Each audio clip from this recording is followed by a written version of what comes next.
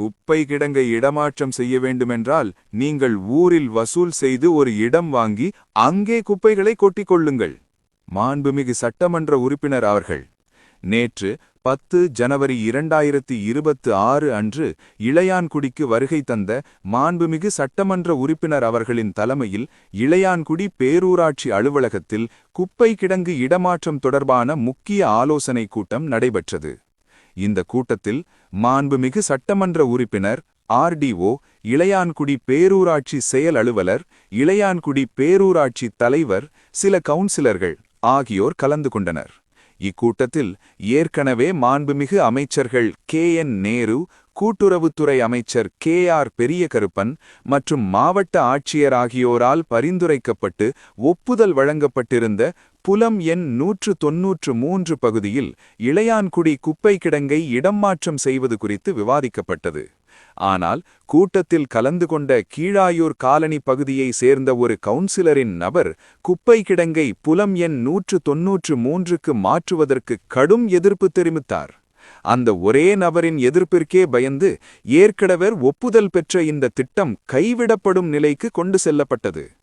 மேலும் சட்டமன்ற உறுப்பினர் அவர்கள் பேரூராட்சி தலைவரிடம் குப்பை கிடங்கை இடமாற்றம் செய்ய வேண்டுமென்றால் நீங்கள் ஊரில் வசூல் செய்து ஒரு இடம் வாங்கி அங்கே குப்பைகளை கொட்டிக்கொள்ளுங்கள் என்று பொறுப்பற்ற ஏளனமான முறையில் பேசியுள்ளார்.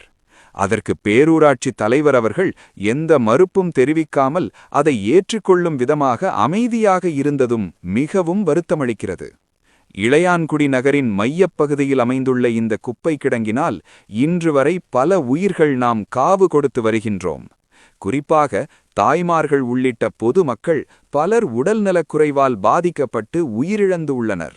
நாளைய நம் சந்ததிக்கு வாழ தகுதியற்ற ஊரகனம் இளையான்குடி மாறி வருகின்றது.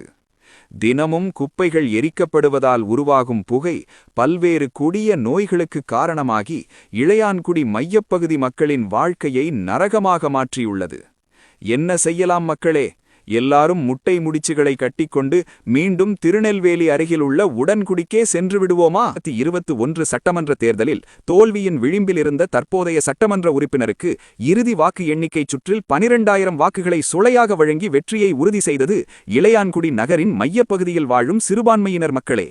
ஆனால் அந்த மக்களுக்கே இன்று தொடர்ச்சியான பாதிப்புகளை ஏற்படுத்தி வருகிறார் தற்போதைய சட்டமன்ற உறுப்பினர். அவை குப்பை கிடங்கை நகரின் மையத்தில் வைத்திருப்பது, அரசு மருத்துவமனையை ஊருக்கு வெளியே மாற்ற முயற்சிப்பது, கச்சாத்தல் நல்லூர் மக்களை தூண்டிவிட்டு இளையான்குடிக்கு வரவிருந்த அமிர்த் திட்டத்தை கிடப்பில் போடச் செய்தது, இதுபோன்ற இன்னும் பல நடவடிக்கைகள். ஏன் இந்த அளவுக்கு சிறுபான்மையினர் மீது வன்மம்? சிறுபான்மையினர் மக்களின் வாக்குகள் தேவையில்லை என்றால் நீங்கள் இருக்க வேண்டிய கட்சி திமுக அல்ல, அதற்காக வேறு பல கட்சிகள் இருக்கின்றன.